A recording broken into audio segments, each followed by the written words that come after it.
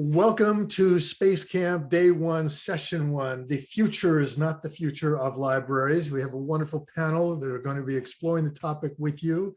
As we start this topic, let's set the pace a little bit. Let's think about Space Camp, what we're doing, and where we're trying to go with libraries in there. When I think about growing up in the Central Valley of California, I think of travel being maybe to the next city, going to see the Hershey Chocolate Factory. And then as I got a little older, it got to be a little more adventurous, and maybe I could go down to Southern California and go to college. And then as life went on, more and more possibilities came for me. But the one thing that was always consistent, if I really wanted to travel and be imaginative, was I had my local library, and it has helped shape me. Today, what we're going to be doing as we look playfully in trying to tie libraries into their whole lifelong learning environment and use Space Camp as a metaphor and a platform for us to explore what that might mean, is to look and see where that goes. As I look at the panelists, I look at Crystal Miles out of Sacramento Public Library, and I think of the wonderful things she's been doing as an activist for different communities that aren't always obvious the first moment she steps out on stage.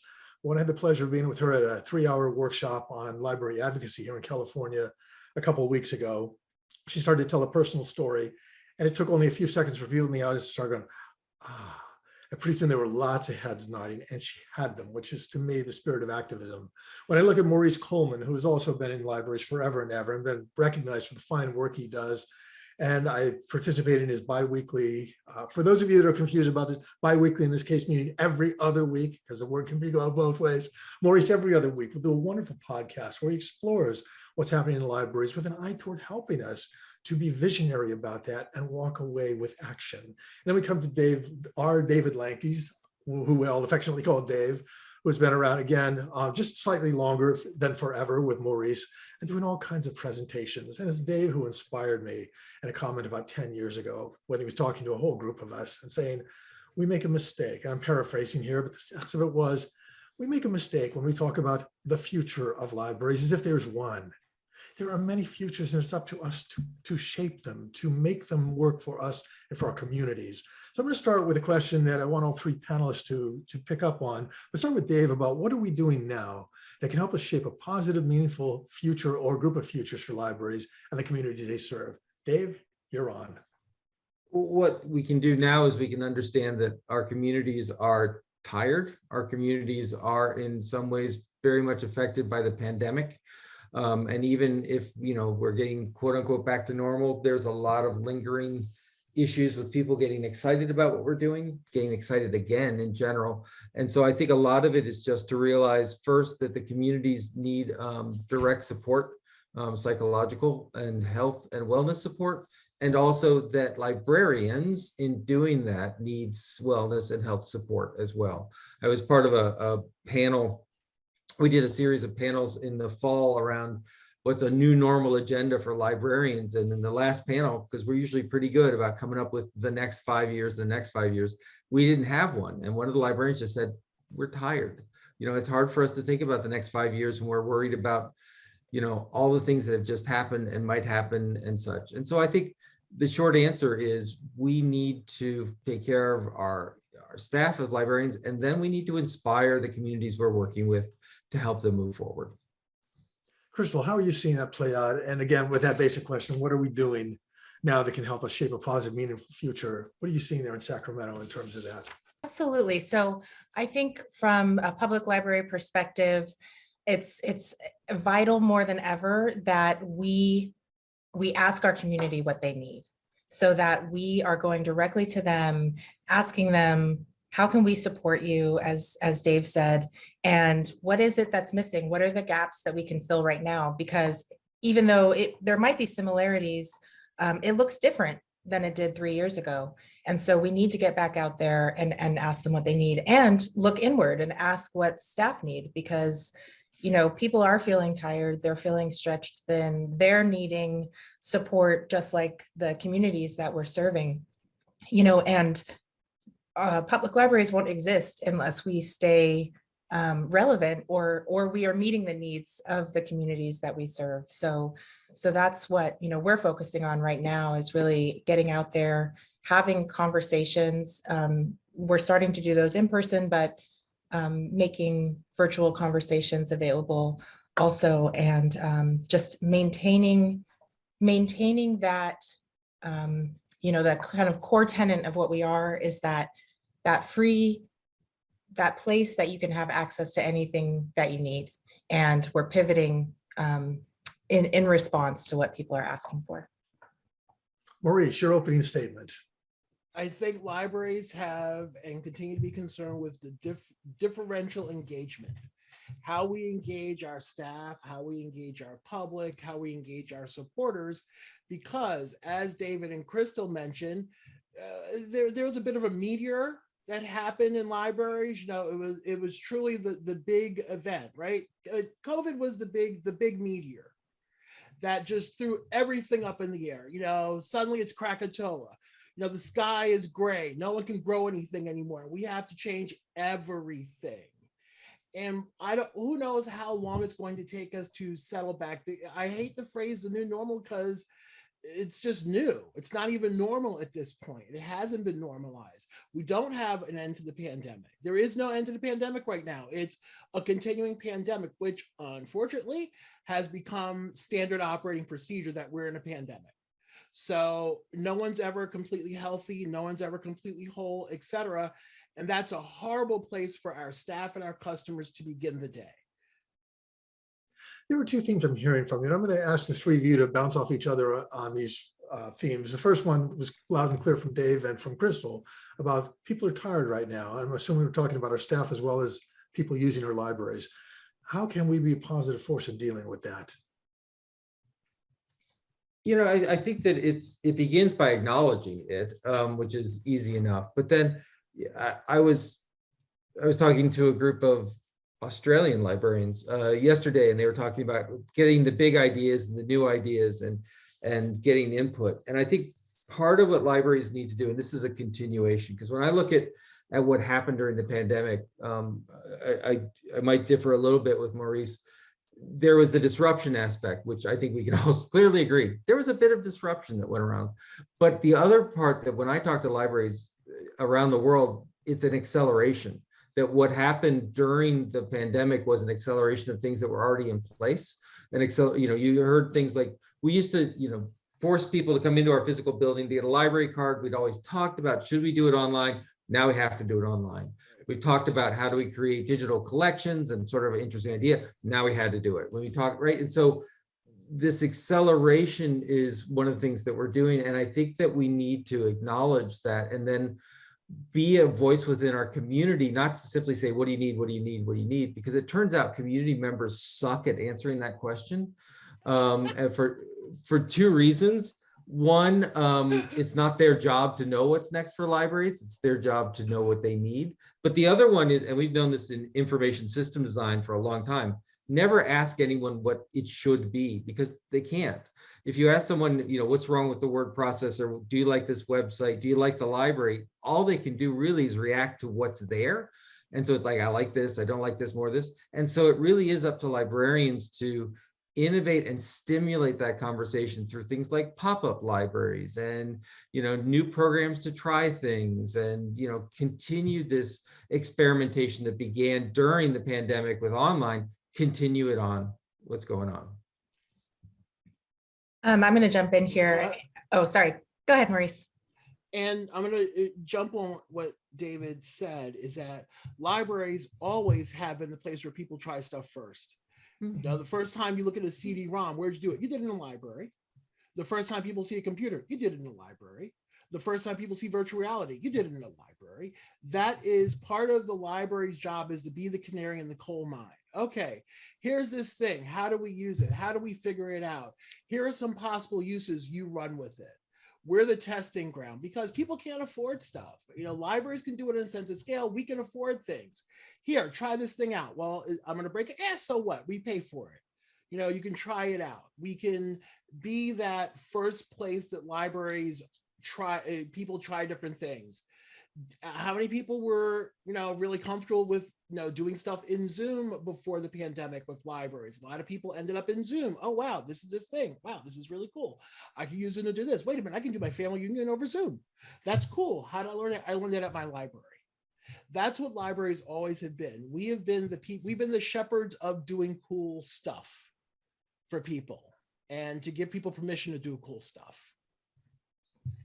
So I wanted to go back to what David said about accelerating services or accelerating, not just disrupting, because a lot of the services that we've been able to offer our community, they needed before the pandemic, but because of federal funding or because people were willing to prioritize services like hotspots, we've always had a large part of the community that did not have access to high-speed internet. And because of the pandemic, we were able to give out hundreds of hotspots to our community members. We serve a lot of adults with disabilities and young people with disabilities that are unable to physically come into the library.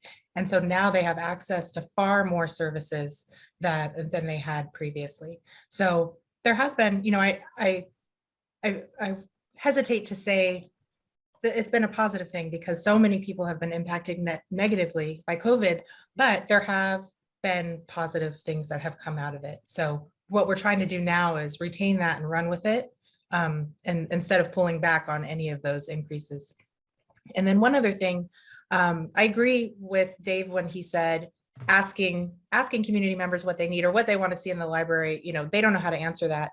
And one thing we've been doing is trying to embed ourselves in organizations that serve the communities and our community in different ways, or kind of going out to where community members are and having discussions with them, not based on what they need from the library, but what they need, period. And then we're able to bring that information back and assess how we can work that into what we do.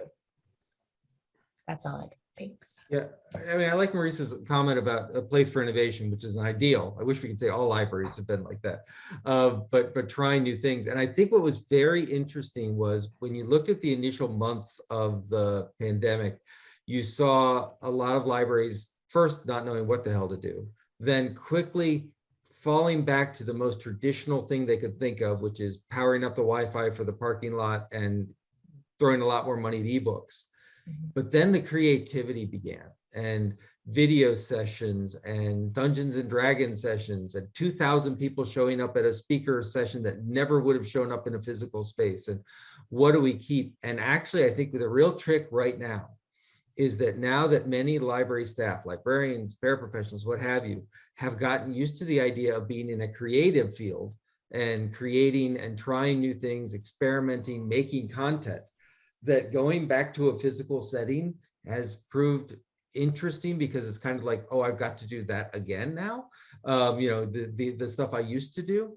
And so I think it's that time for us to have the conversation about what did we do and what do we want to keep out of that. The other thing that happened was that we weren't alone. And so when libraries were facing a broadband issue, schools were facing a broadband issue. And for the first time, Fortune 500 companies were facing a broadband issues because all their vice presidents decided that they could fly in for the most remote places ever, and oops, they don't have internet connection now. Suddenly it became, the kinds of things that we were doing became apparent and obvious to brand new stakeholders. And I think we have to be really diligent about connecting to those stakeholders and using that newfound commonality. One of the things that I've noticed from the very earliest days of the pandemic was my most creative colleagues were talking about not wanting to go back to normal, not wanting to even look at a new normal, but look at creating a new and better normal, recognizing that what we were in before was not all that hot in many, many ways. I'm hearing Maurice talk about that, and Dave, what you've been mentioning in the last few lines of your own responses here lead us to the second question that I want to pose to all of us. And again, those of you in the audience here, the live version, feel free to put chat questions in so that we can keep the conversation going among all of us. If you're in a library now and you have experiences related to what we're talking about, let's get that out there too. But the next question we want to focus on here is, what are our colleagues in libraries and members of the communities they're serving now doing to build the potential futures of our dreams, that new and better normal that our most brilliant and vibrant and visionary people are doing? Anyone?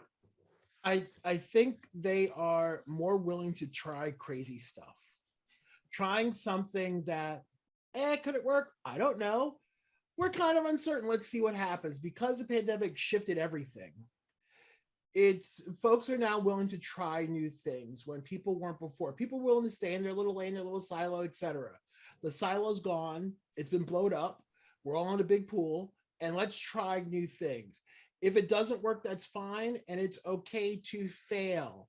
It does not have to be perfect. everyone, at least in the last few years, it has a state of grace of it's okay if this didn't work, you tried.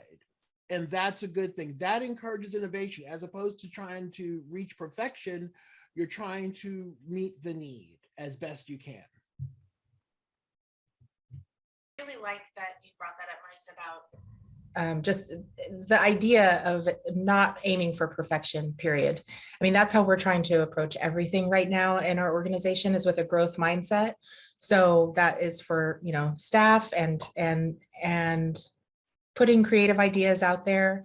One thing we're looking at doing is, so we've been doing some work with workforce development in the county of Sacramento and the city of Sacramento, and finding creative ways that we might be able to reach the community in different ways. So we're looking at setting up VR, so virtual reality, for folks to come in and try out,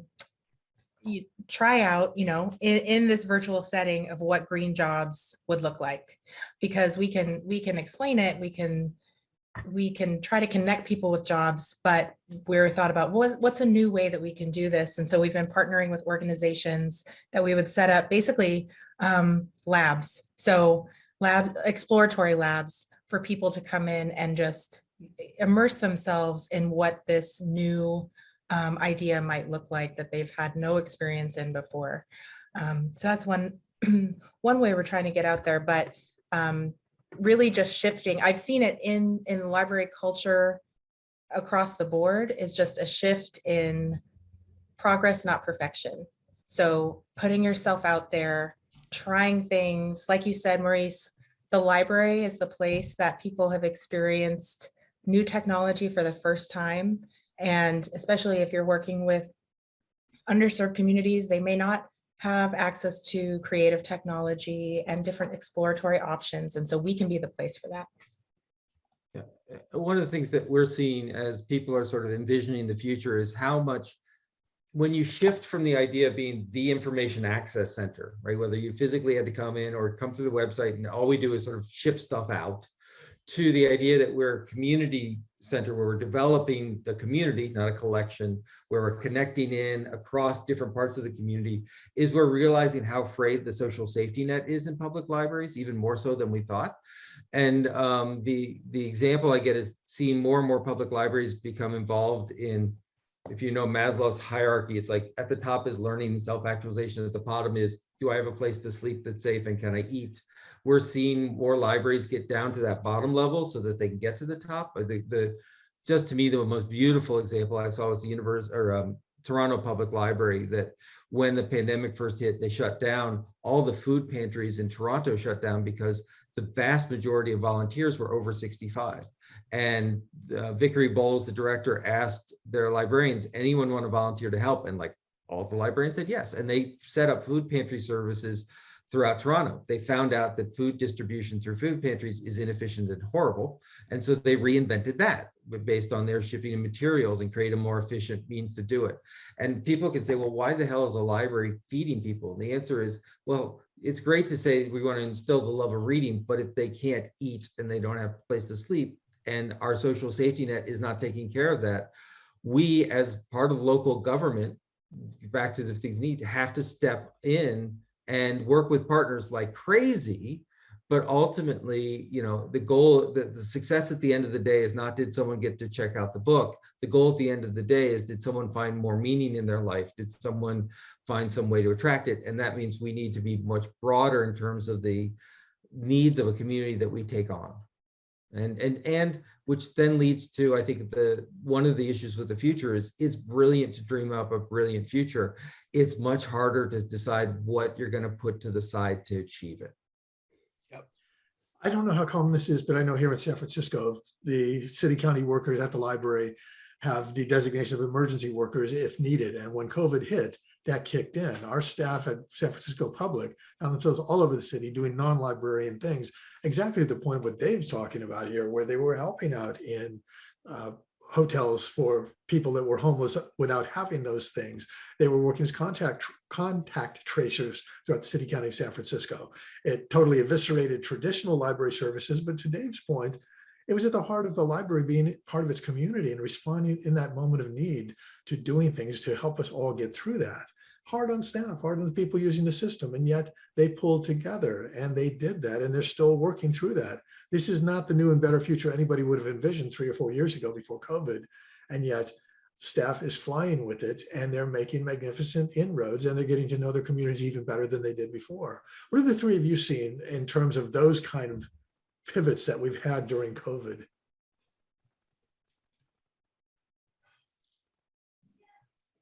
The talkative ones are trying not to dominate, so I'll just quickly through. What I found really interesting in the mid-COVID was in the Twitter sphere, and I can't wait for Elon Musk to buy Twitter so I can quit it out of disgust, was the first time that we saw the virtue calls to librarians fall flat. That, you know, let's go get them and we'll save the world like we did before and do it. And to watch library worker and library folk after go, I didn't sign up to go and get COVID. I didn't sign up to do this. And so it led to a really, I think, honest, brutal, and ongoing conversation about labor in the field. And I think that that's something that we can't help our communities until we're on sound footing. So I think what I've seen are these conversations internally about how do we support ourselves, and the idea of, instead of being first responder, thinking about first recovery folks, people who are there not necessarily doing the injections, but they're there to provide information about vaccines and where we go. And so I think that has been a useful adjustment, which is where do we fit in that emergency task and how do we do it? And also, not related at all to COVID, we're seeing, and I'm in Texas, we're seeing book challenges on a regular basis. Oh. And what that has led to is really a conversation among the profession about the old line of, we don't ban books because everything's good and everything's equal and we provide all access, doesn't work anymore, because we don't. We need to really talk about our role as professionals in understanding, evaluating a community needs, the multiple facets of that community, and how we serve them. So it's not, we don't ban books because libraries don't ban books. It's we don't support banning books because we know certain communities need them. And as professionals, we can ensure that it's quality material that's going up for the given purpose. So that's been an interesting shift, because when we're talking about how do we shape the future, we have to first set our credentials down and gain the trust of our community around our vision and agency in making that vision happen, not just always responding to what other folks need. And remember, before the pandemic, libraries we're an essential service. We're really essential. It's like, yeah, so if during a pandemic you're a little scared of giving your service, guess what? You're not an essential service. You have to change the language of how you build support in your community. We're an essential service in that it's essential to have a place where you can go for good information that is somewhat unbiased, not completely unbiased, somewhat unbiased, as neutral as possible, but maybe not totally neutral, because that's just not real. But how do you then sell, well, as the workers in San Francisco, I bet you a whole bunch of those workers probably really didn't necessarily like going out and having to deal with direct COVID service. I didn't go to library school to help with vaccines. And how do you rectify that? I don't know, but I think that is a major conversation that has to happen in order for going forward. How do we really get support in our community? It's great that we're pivoting towards being part of so we always have been, but really trumping up our part in the social safety net. You're right, David. Well, if people can't, we need people to come into the library if they can't eat. If they're not doing well, we don't have any reason to exist as a library. We have to make sure our community is thriving in order for us to exist as a library. So we help the community thrive. And we happen to have really smart people who are dedicated, who are willing to do what they need to, most of them, in order to do that.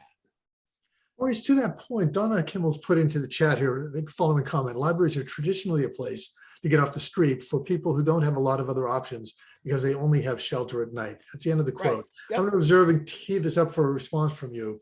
At San Francisco Public, it's been an almost 2-decade effort to make sure that we are, I'm not on staff there anymore, but one, I was there and I know this continues, Staff is dedicated to doing what they can to have social services as part of what helps to build the community. Some people see this as a problem to be avoided. Others see it as a problem to embrace or a challenge to embrace as part of what libraries do to be a player in the community. How's that fit into what you were just saying? And then Crystal and Dave, same question.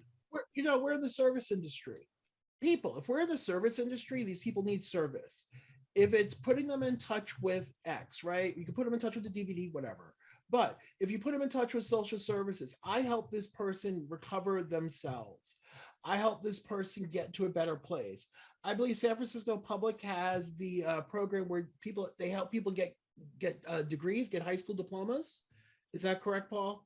I'm not sure if that's where they're involved. I know Atlanta was doing that years ago. That is a way to help people. We're here to help people in whatever method we can. Put them in touch with social services. Have a safe place to drop off packages, an ATM. Here's something to take with your kids. It's all these different things that you have to make sure that you take a proper place in the social safety net of your community and be able to advocate for those people who can't advocate for themselves.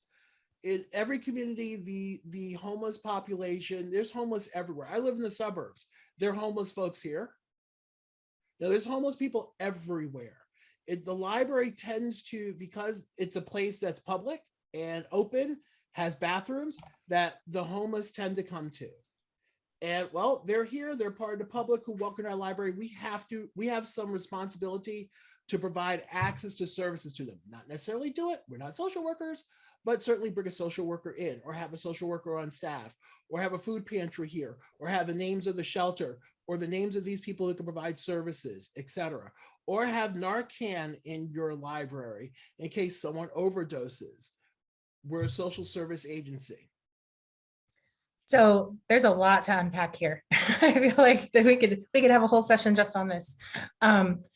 So first of all, kind of piggybacking on what Marie said about serving everyone, right? So that's essentially what we do. And I look at it from the perspective of, we have a customer in front of us. We may not, we do have a lot of unhoused people in our community in Sacramento, but I can't assume that someone coming in is unhoused or not, right? Like, so not approaching someone with that bias right off the bat. But also, every person that walks through our door, regardless of their background, they deserve the same services. They are community members.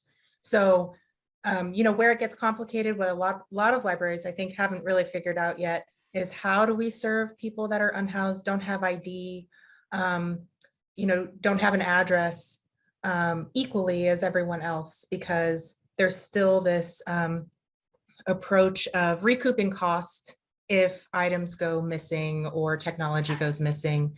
So I won't go too far down that rabbit hole, but so we are continuously trying to figure out how to serve everyone equally.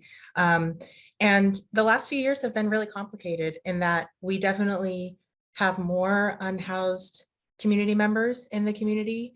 We have more people coming in that, aside from being unhoused, not connected, but people coming in that are angry, having some security issues.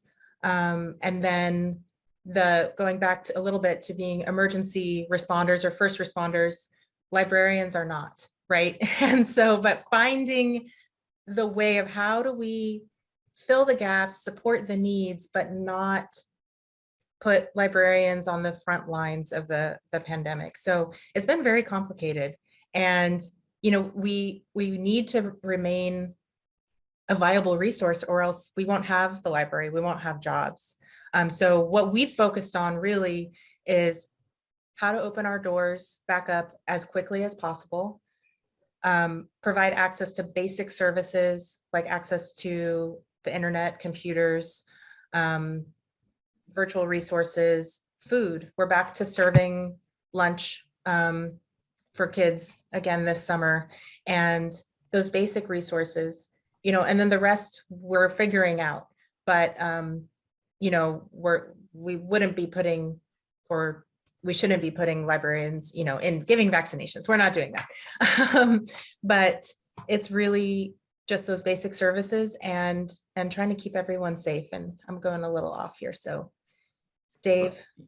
Well, as if you think about back to the acceleration topic, right? We've talked about community engagement, we talked about community centeredness, and that's some place we've seen acceleration. What happens is when the community was sort of here consuming services, a customer of services, and the library was this sort of well-known standards-driven, one future, one library looks like another library in a different, maybe slightly different architecture, but pretty much the same thing across cities.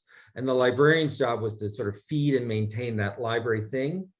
As we become more and more community centered, as we become more reflective of the community, not only in our architecture, but our collections, our services, whether we offer food, whether we offer specific social services, the role of the librarian has moved from the back, keeping that platform running, to the front, negotiating what that platform should be.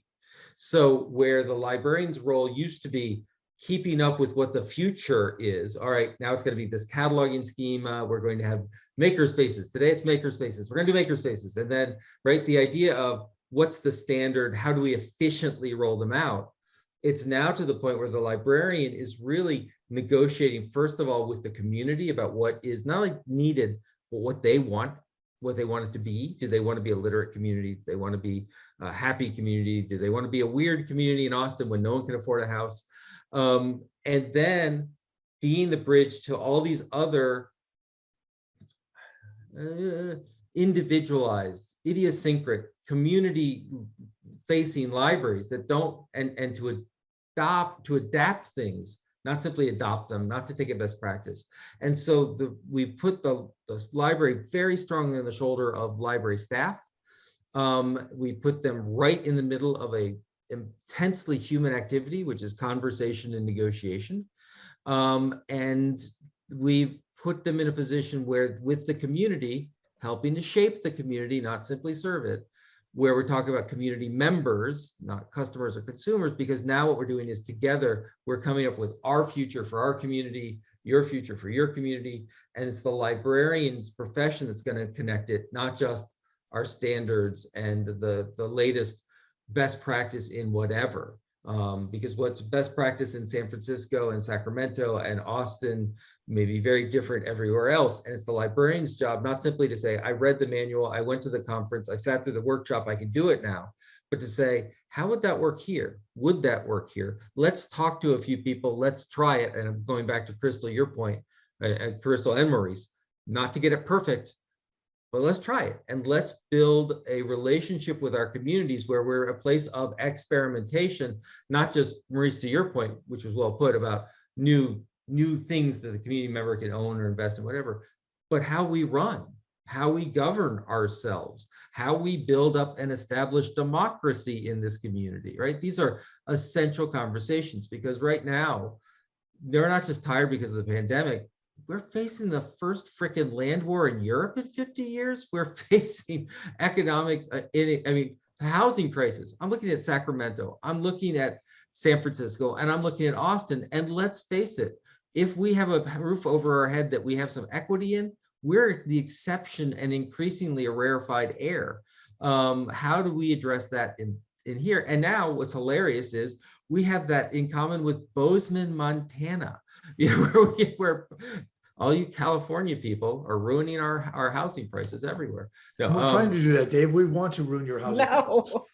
Thank you for that. Anyway, I've Before we move on, oh wait, is it okay, Paul? Before we move on, I wanted to just throw something out there. Yes. For anyone working in libraries right now, and I know that trauma-informed, using the word trauma is overused, but something that we're really looking at trying to implement, or what we're implementing now, is a trauma-informed approach to not just our staff, but how we serve the community. And if you look at the basic structure of trauma-informed interactions, it's giving people choices, bringing them into the decision-making process. So having a seat at the table, and that's making for a safer, longer-term positive outcome. So if you're not already, if you haven't explored that already, I implore everyone to do that.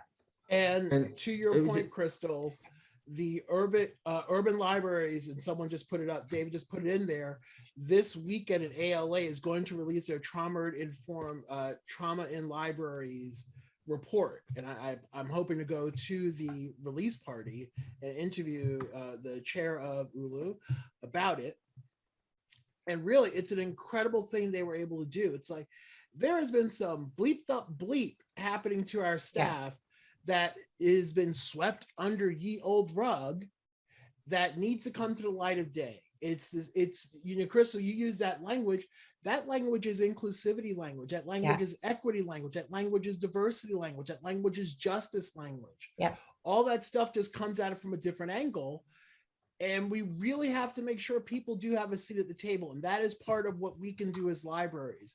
As an institution, we can do as much as we can to make sure everyone in the community has a voice.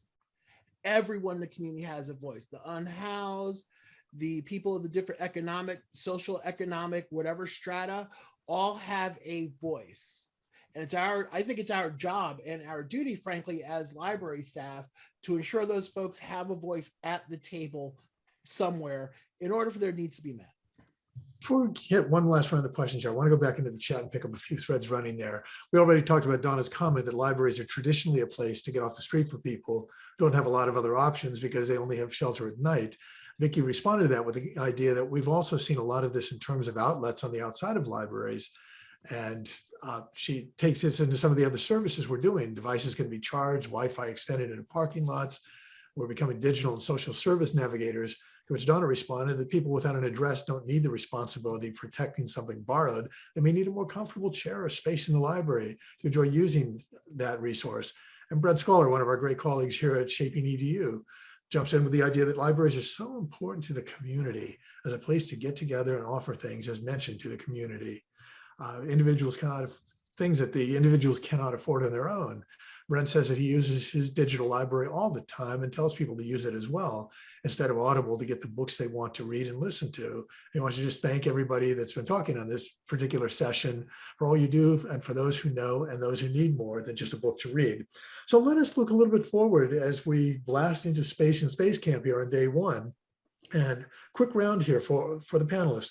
What actions do you take on a regular basis to help shape the futures that you want to see? I help people to be able to say no to stuff. I was told by someone doing a project that, you know, what I like about you is you get people the ability to say, no, we don't need to do it. Or no, it's okay if we don't do it. In order to weed yourself, weed your services, you weed a collection, right? Weed your services. We're talking about the future, you know, weed your services. You can't do everything. It as an impossible standard. You literally can't do everything. Figure out what's important to your community, do that well, kick its ass. That's what you need to do to ensure the future of your library. It has nothing to do with books, though they're nice, we're wonderful, we're not the library, we're not the museum of the book. But if your place needs cake pans, you have a lot of people who like cake pans, have a cake pan collection. That's what you have, something useful.